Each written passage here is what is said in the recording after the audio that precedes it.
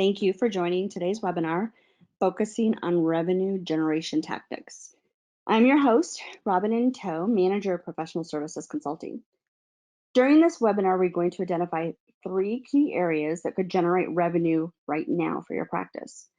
One thing is certain, we need to be innovative and adaptive, considering we are venturing into new uncharted territory.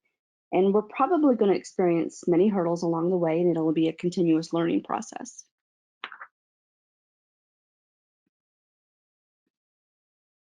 Questions are welcome, and if time permits, we will answer questions at the end of the presentation. Please submit your questions through the interface. Following the presentation, an email will be provided that includes answers to all questions, as well as access to this webinar and other resources that I may reference.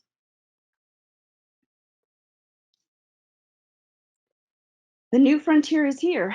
I hope we're ready for it because it is crashing in on us. Telehealth means paving new pathways and accepting that this may become the new normal.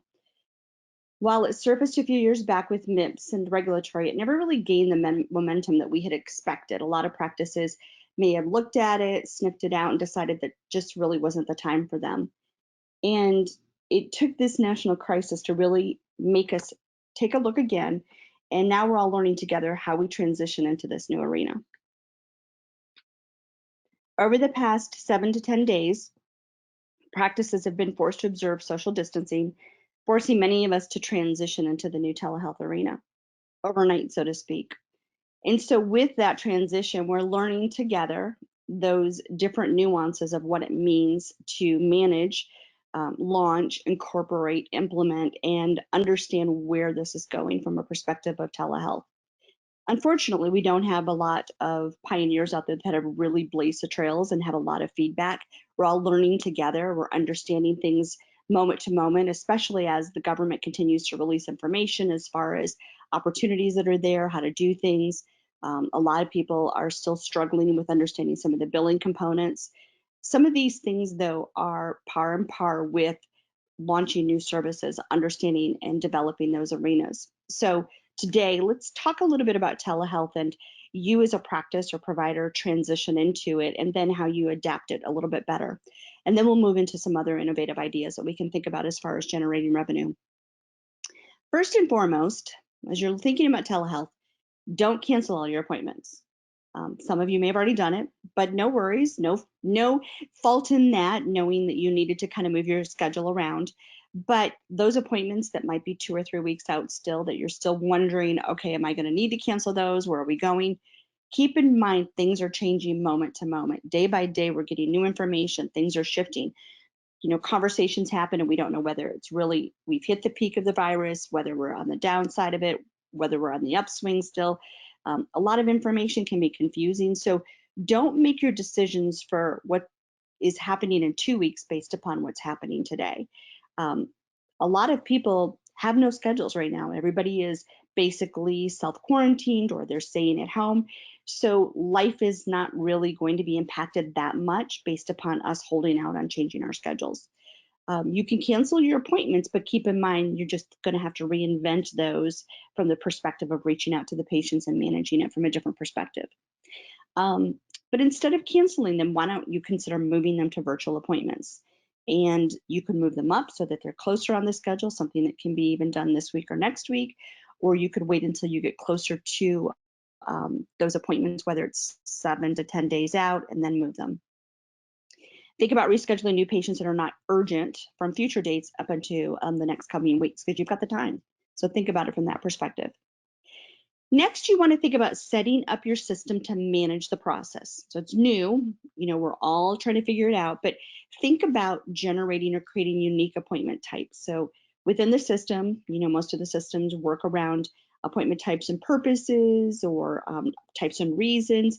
What you want to consider is creating unique appointment types from the best practices perspective so that you can actually gain data and insight into what's going on. Also makes it more identifiable on the schedule, especially as you're trying to really teach your teams how to use this in a higher level format. Next, you want to identify what appointments can actually be seen via telehealth. Not everything can be seen, If someone has a laceration or someone has, a visual impairment that's immediate, those types of things are going to be more difficult to manage via telehealth and most likely need to be emergent or urgent care, emergency room, whatever it may be. And so identify and then teach your teams what constitutes a telehealth visit. Get creative, think about listing it out, give people some insight, even consider some talk tracks with your staff so that they understand how to actually assess and do a little bit of a mini um, type of triage so that they can understand what the patients really need and whether they would fall into this grouping. So consults, so a lot of our elective services are consults, and those really can be done in a lot of times in a virtual format. So those would be ideally something that you can move forward. New limited problems, things that can be assessed from a visual exam, so maybe a skin lesion or perhaps pink eye. Your practices will know what, your providers will know what they can and cannot do. Ongoing problem management, so RX refills, you know, acne checks, things that are easy checks that again can be done visually. And then finally, when you're transitioning, think about what data you're going to want in the future. You're going to eventually need to identify, how many patients came from this source, how many patients were of this type that I saw. And data is key, as we always know, in understanding any opportunities or risks that we need to manage. You need to definitely understand the billing components. So this was covered in one of our previous webinars earlier this week, and those resources and that information is available on our community portal. So please be sure to check that out. I'm not going to go into those details today, but there's quite an exhaustive amount of information available to you that will outline the different billing components, those requirements, and how to use that within your systems. And in most cases, we've already made that those charge codes, CPT codes, diagnosis codes available across all of our platforms. Train your staff on the processes and requirements. Don't just assume. There's a lot of new working parts that they're going to need to understand. And not only do they need to understand them, but they need to be able to reference that and help the patients understand them. So teach them how the connection is going to work. Do some role playing.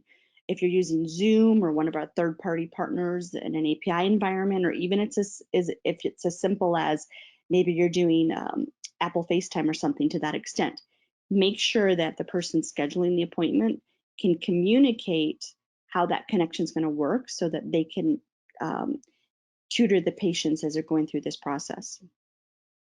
Be clear in your instructions that you send out to your patients.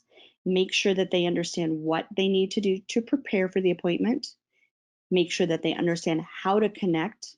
Sometimes it helps to put a little tiny quick video in there to teach them. And then encourage the patients to use your patient portal so that they can go ahead and complete their medical history and identify any glaring concerns. Those can be brought out before they're actually in the middle of the appointment.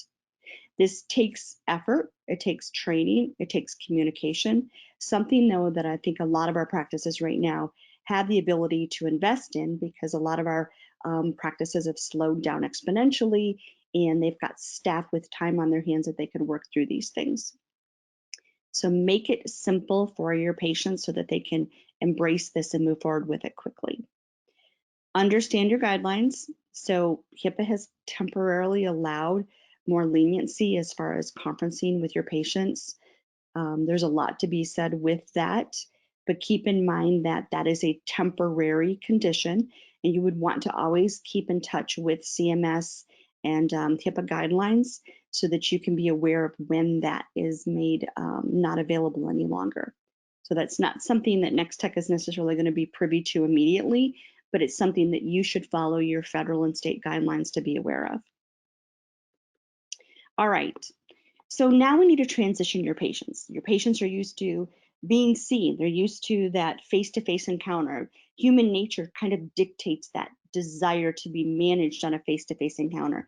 And with that said, we're never going to get away from a face-to-face encounter, but we're definitely going to shift. Changes there, and telemedicine is that new format.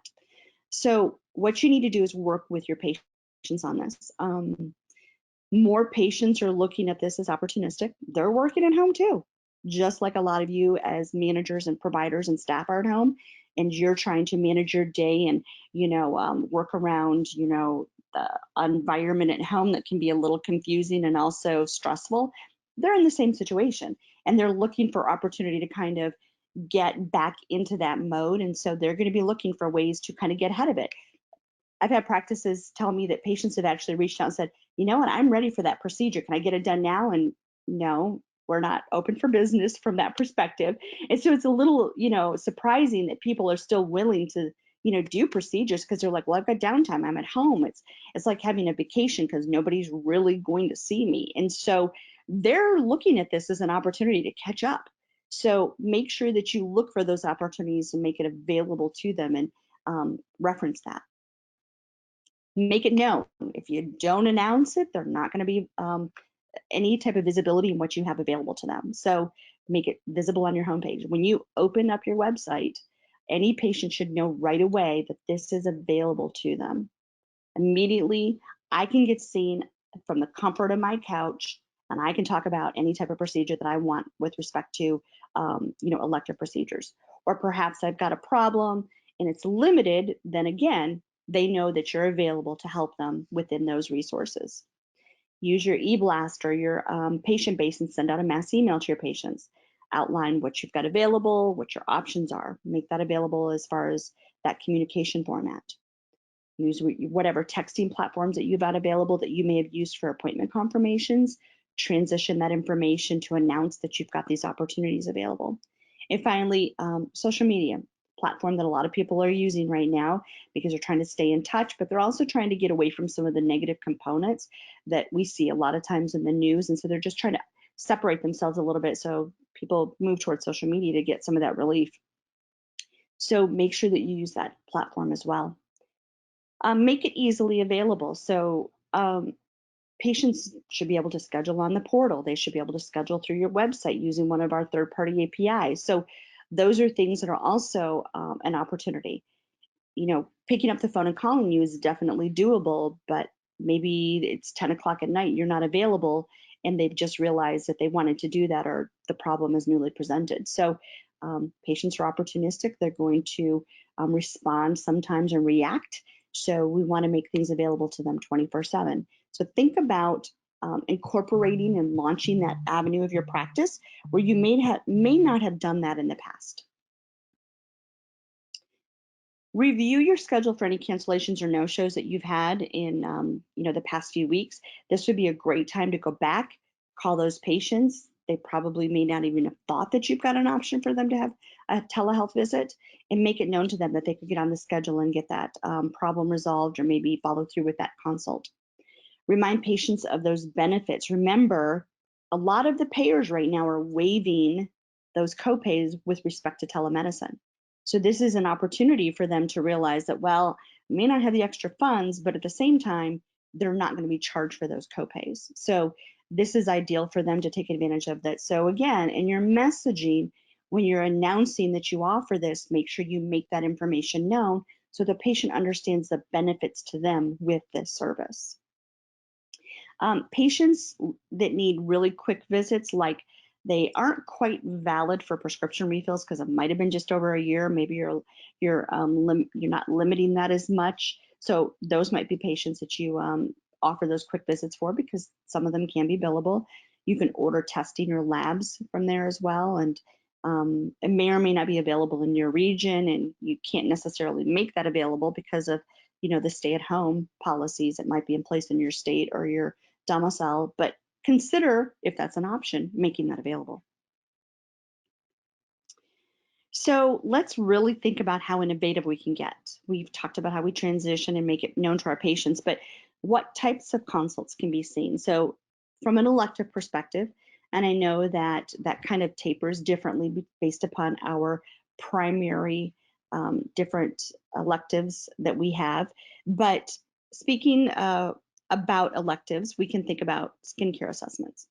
A lot of times we would never really offer a skincare assessment because it'd be something that the patient would come in and treat the same day because they generally know they want it. But people are at home, they're perusing the internet, they're looking through different opportunities. There's a lot of information out there. There's a lot of information being pushed out, and patients are thinking, wow, I'm at home, I've got time. Let me go ahead and do that skincare consult that I've never really thought I would do or never had the time to do. So there's opportunity, they're willing, go ahead and make it available to them. And that's something you can easily do in, that video virtual telecommunication format.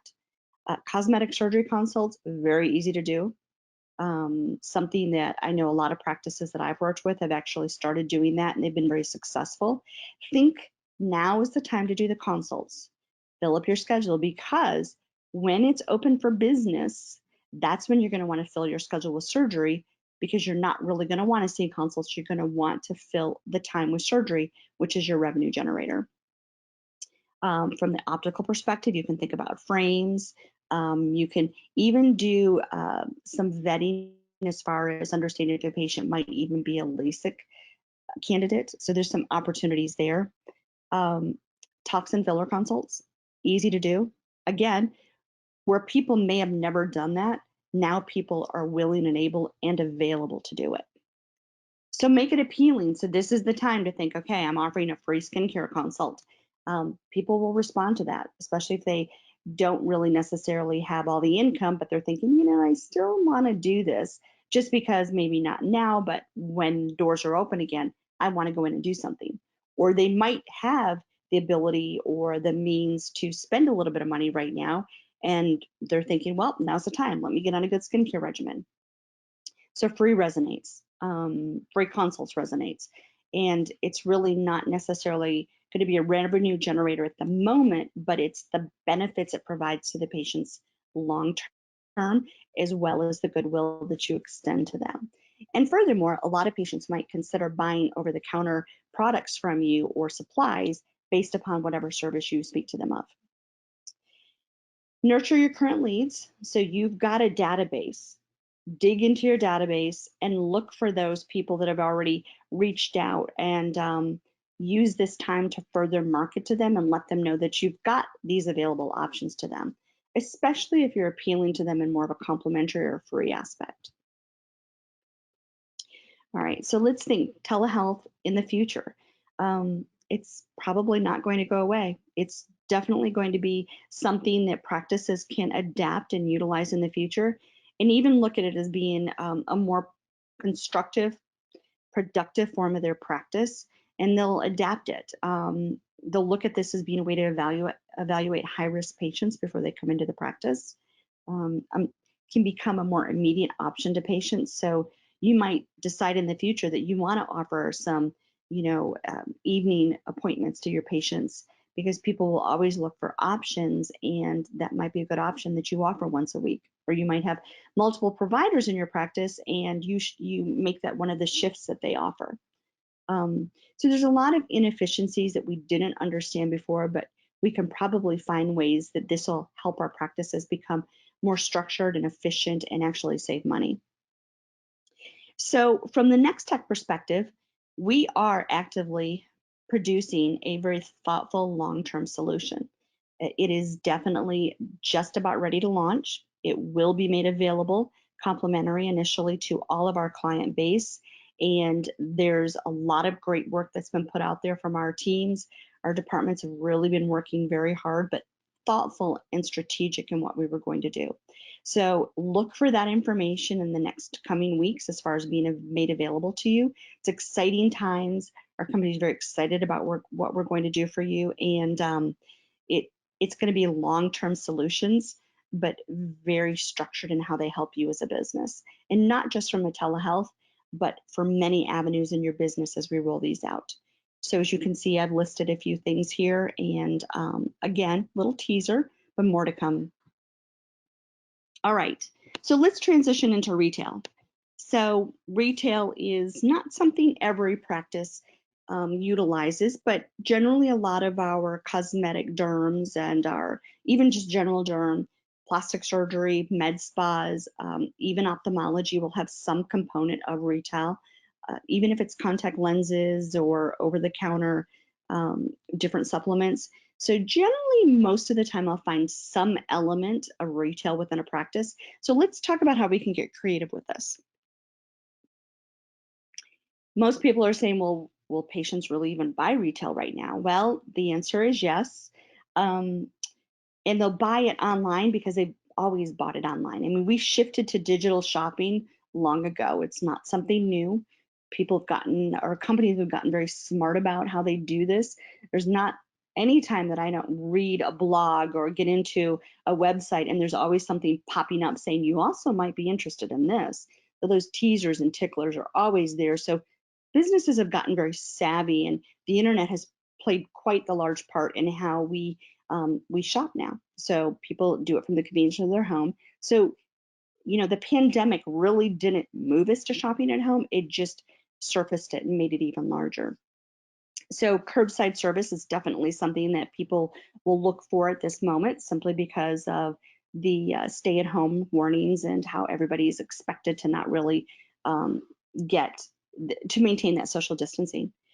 And as we go forward, think about the fact that retailers are going to want to start looking at that emphasis on hygiene with that no touch customer experience. So think about that as you're moving into this arena. So shifting into that digital retail market, you want to combine that telehealth visit with some retail incentives. So if they do that complimentary skincare assessment with you, make sure that you're including in that discounts on the products because you want them to get started on the products. You want to encourage them. You want to build a relationship, and patients are looking for some relief right now from all of the negativity and what's going on. And this is just another way to really present that to them and help them get re-engage in it. Offer retail from your portal or your website. Keep in mind that this is not new. People have done this for many years, and now is the time, if you haven't been doing, to take the time and get it ready. This may be something that goes on for many weeks, and even after we're back to business as usual, as if it may ever be usual, we do want to make sure that we make this available. So the time invested to make things available on your portal or website will not be for naught. This will be something that you will use this downtime to invest in it, get it up and running, make it available so that as the business plays out, you'll have it there for the future. Make sure you make your patients aware of things. So again, use those platforms, websites, social media, e-blasts. Make sure they know you've got products for sale, and then we'll think about how we can make it appealing to them. So patients that have purchased products in the past are an ideal target for reaching out to them and making sure they know, hey, I see that you purchased this and it's been about 3 months. Did you want to go ahead and repurchase it because we're offering a discount and free shipping right now? So those types of things are available to you because you've got data in your system that you can pull, you can mine it, and it's something that's not difficult to do. Just to find a simple list of patients that have bought products, the same products in the past, that you can actually reach out to resell to them. So when we're identifying our patient needs, we want to look for recurring products that they would necessarily need to purchase. So contact lenses. So they need to purchase a box of contact lenses. Make sure they know that they can call you and get that order in, even if it's a small order, just to tie them over until they can come in for their next exam. Supplements, skincare products. These are recurring sales, recurring products that people would most definitely repurchase. So it's just a matter of making sure that you reach out to them and make it available to them. Now let's talk about theming or targeting packages. This would be a little bit innovative. Get clever with your terms. Make sure that you spice it up a little bit. Think of the targeted audience. So maybe a stay-at-home survival package, or mom's best friend in the midst of all that's going on. So there's a lot of ways to think about it. Target the male market, target the moms, target different markets, but get clever and innovative in how you do it, because that actually speaks to that group of people, and they respond. People will respond to it. One of my practices had actually considered a facial in a box, and I thought that was ideal because the estheticians had identified that their patients would probably actually like this, and they were working towards reaching out to just their clients that come in for consistent treatments and packaging up a nice little kit for them that they could do in a safe environment at home. So, another innovative way to think about things. So, make sure you keep your patients on their existing skincare routine. So, um, you can promote to new people, but your existing patients definitely, you want to ensure that they stay on those routines. This is the time to focus on special offers. Again, there's people that have moved to part-time, they've been laid off or furloughed, and maybe their income is reduced, and yet they may still be purchasing different aspects of care for their skin, or they're maintaining things within their regimen that they would have done. They may tailor it a little bit differently. They may, you know, um, reduce their quantities or do a little bit less. Even consider adapting what might have been a more expensive product for something a little bit less expensive, but still give them that option to do that. So consider that with your discounts and promos. You know, think about a discount for a future service that's in office. Gift cards, so purchase a $100 gift card and you get it $125. So those are ideas that would help you promote the business, but yet keep the patient relationship alive. There's a lot going on right now as far as supporting people during this time. So, think about how you can engage patients and make it something that helps them understand how it's helping the community, but as well as helping this different type of clientele. I see a lot of trending right now. I see a lot of it with restaurants right now where they're talking about supporting the industry of waiters and making sure that there's some these packaging, drive through to get your food for dinner or something. And all a lot of people are actually saying, you know what, I'm going to make sure I do that once a week because they're people, they have a job, they need a job, and they're just not working right now. So there's a lot of humanity right now I see in this, and a lot of support in the industries. So consider that when you're looking at how you offer discounts and support the community efforts. And look at this as being an opportunity to provide that extra higher level of service.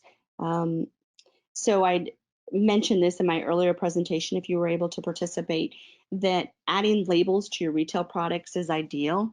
It helps patients follow through better. They will use their products more consistently and on a regular basis as they should be. And then they actually get better results generally because they're using them the way that they were intended. Many times patients will get a piece of paper or some written instructions and they lose it or they forget, and then they don't maintain the way that they should. And so not only does that not give them the desired results, but then they just fall off the wagon as far as using it whatsoever. And now um, they're constantly having to go back and start over again if they're trying to achieve any specific results.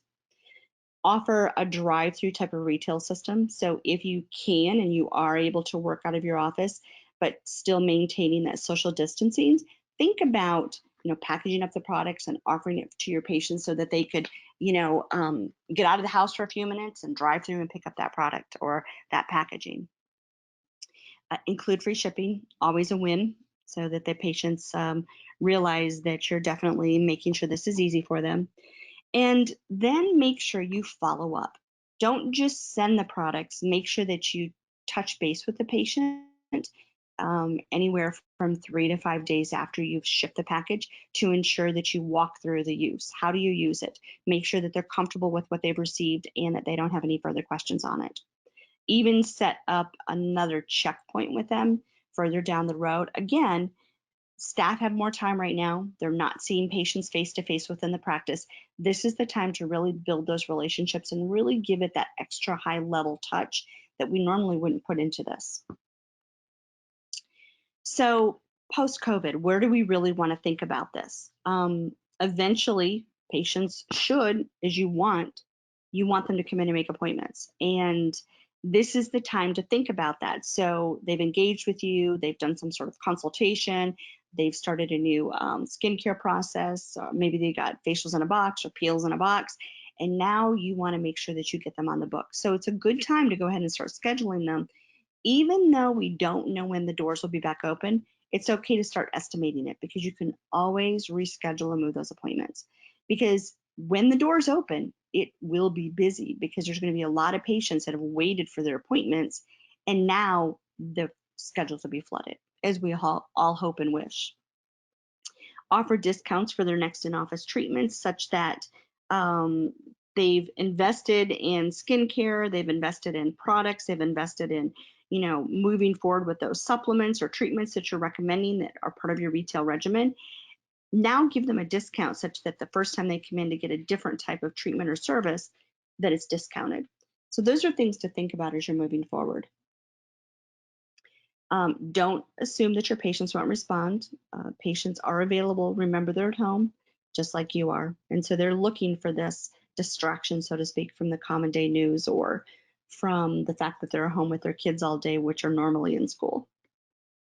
All right, let's transition into another form of revenue that we tend to not always spend as much time, the dreaded AR. So, practices focus on getting the bills out the door. They focus on getting the claims adjudicated and get that, revenue back applied to the account, even sending out the statements on a very regular basis.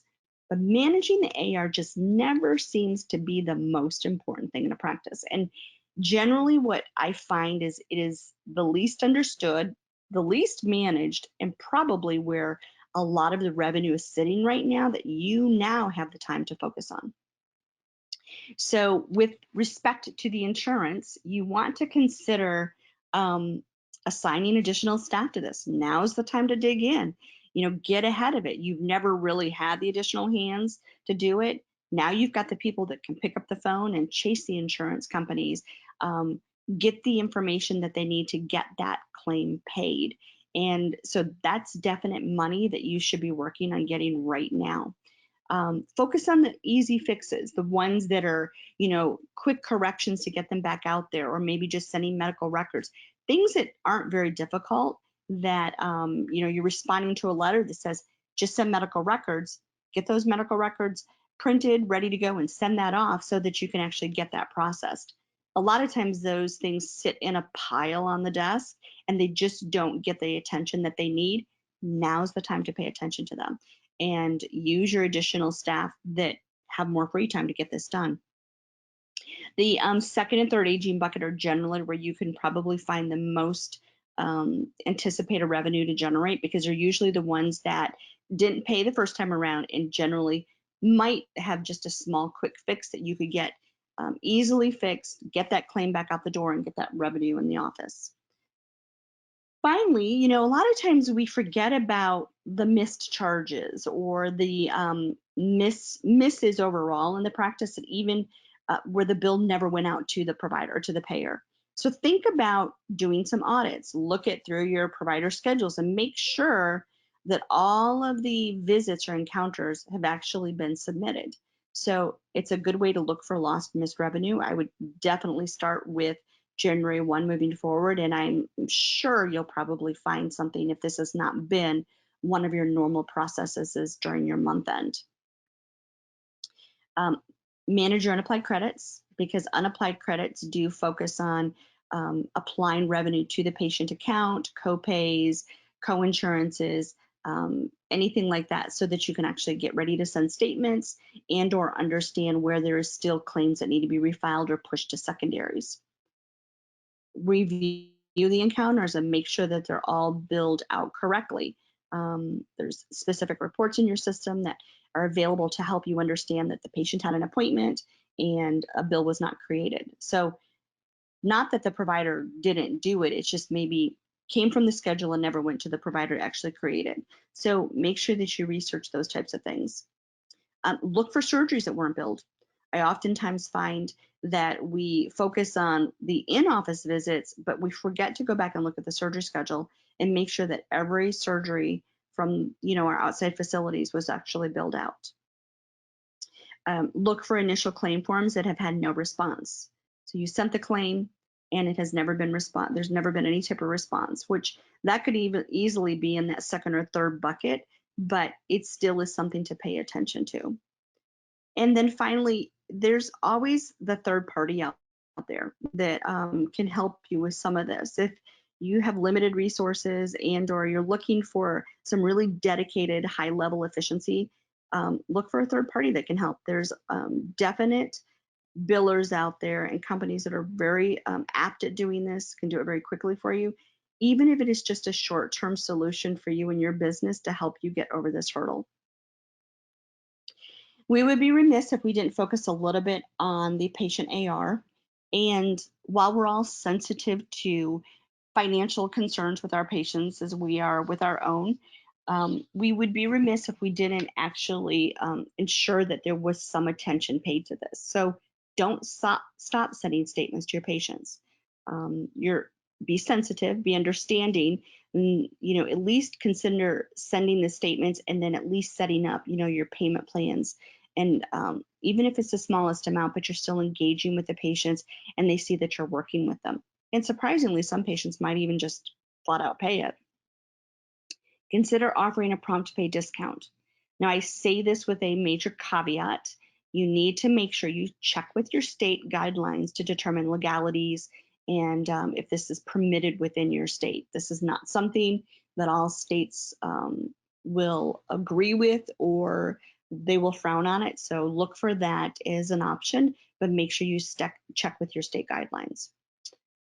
Make things convenient and easy. There's express bill pay. That's an option where you can easily, patients don't have to get a statement. They could actually, understand what their balance is, go on to express bill pay, just pay the bill. And then the beauty of it is the way the system is designed, it will automatically apply that payment to the ledger and apply it to the oldest balance, which cuts down on your staff having to do that work, which alleviates that additional burden and ensures the account is settled in a more efficient way.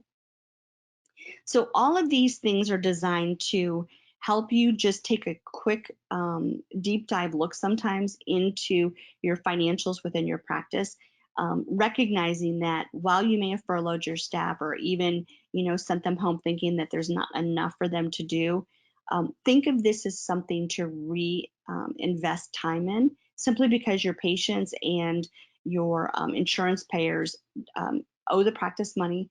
They should be willing and able to pay you to some degree. Patients, again, be more sensitive to it, but you really should use this time to go after your insurance payers. So with that said, I'm going to move on to addressing any questions. And just a reminder that the third webinar in our series will be tomorrow, and it will be on keeping your patients engaged and specific pandemic marketing. So at this point, I'm going to look at the questions that we have and see what we have that's an option to address.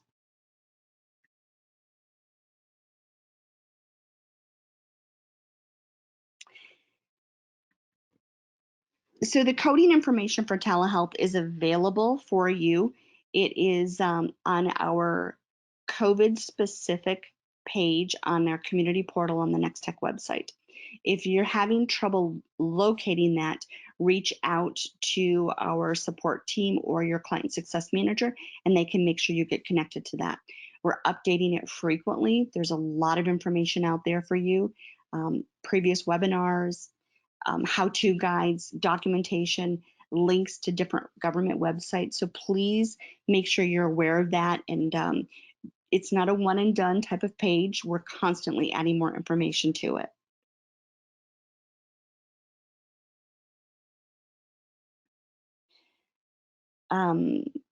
Is the PowerPoint recording available somewhere so I can access it later? Yes, you will receive an email.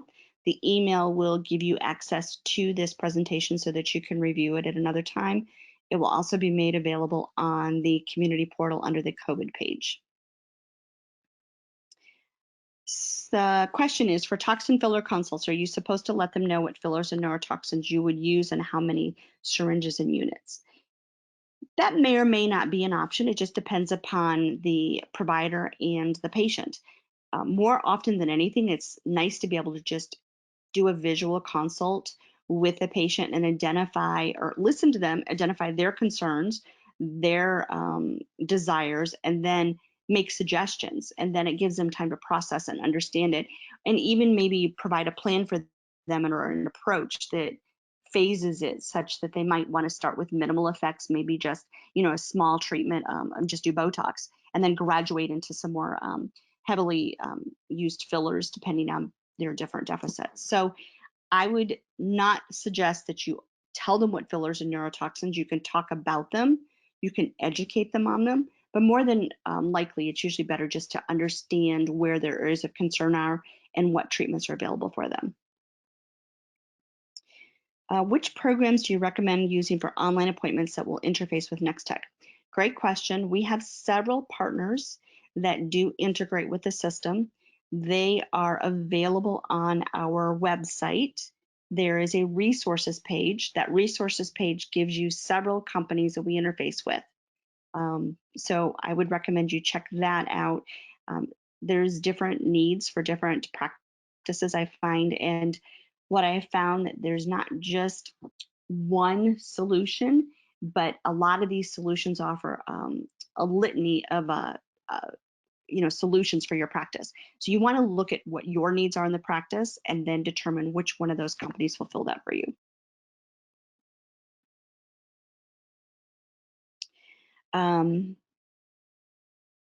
So how would you change these tips for new practices without a set patient base, less than 6 months old?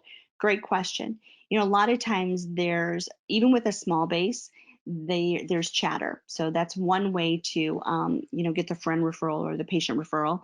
But don't discredit social media, because social media is a broad reach and it definitely will generate awareness and chatter out there. So I would heavily invest in educational videos, conversations. So use your social media platforms and make sure your website is ever present and really hits the top of the rankings so that you're front and center in your, because you're ripe for the new patients. So if you make yourself available and you are the practice that offers the online scheduling and the conveniences for your patients, you'll be the one that gets the business. When will the telehealth modules be available? The release date is within the next, I believe, 2 weeks. But your client success manager will give you more information on that. And definitely you will get an email that announces it with information on how we're going to educate you on it.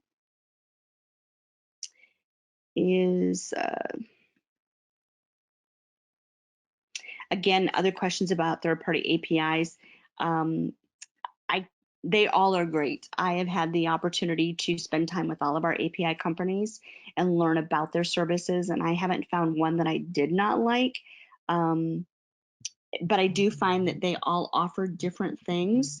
And like I said, make your wish list of what you're looking for a vendor, for a provider. And from there, you'll find that some of them offer more of what's on your list than others, and that would be where I start. And I would definitely take the opportunity to interview several companies. I wouldn't start with just one, but really understand what their offerings are.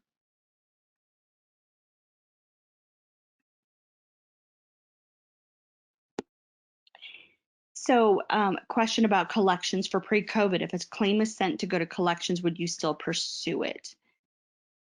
I wouldn't make that priority in my list of things that I pursue, simply because it's probably not going to be collected if it's at that point.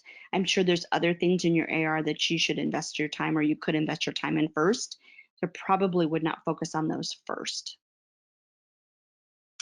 Does my patient visit allow for digital retail? Can you set up an online store? Think of it as the EMR note. It's rudimentary. It's not high level, but it can be done. You can basically create the information as if it were a medical history note that the patient would select what they want. And keep in mind, when patients complete forms within the portal, it messages the practice and lets them know that there's something there that's been completed. From there, you can actually process what they requested and communicate even back through the portal with the bill so that they can pay it online or actually reach out to them via, another format. Um, there was a conversation about the last webinar that they had not received the link yet. I do not believe they've actually sent that email. It'll probably go out later today or first thing tomorrow. So you've not missed it. You will get a copy of it.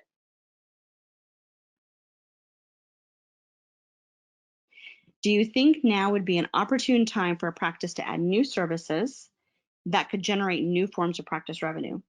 Well, it depends upon what it is. If it can be provided in a telehealth format, absolutely. Remember, you've got an active audience out there. People are at home and they are looking for information. They're hungry for it. And so, if you've got something new to offer and it can be communicated and even maybe sold through telehealth, then I would definitely pursue that. Especially now that you've got the time to invest in the setup and the implementation and training of your staff, so that by the time the doors are back open for business, you can hit the ground running.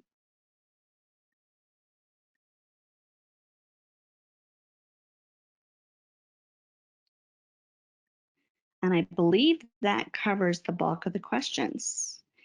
So all of these questions will be consolidated and reviewed, and if there's something that I've missed, it will definitely be addressed later, and you will be able to get that as part of the recording. Thank you very much. And again, this is number 2 in a series, and tomorrow there'll be a third webinar that you're more than welcome to join, as registration has already been sent out for you to register for that webinar. Thank you, and enjoy the rest of your day.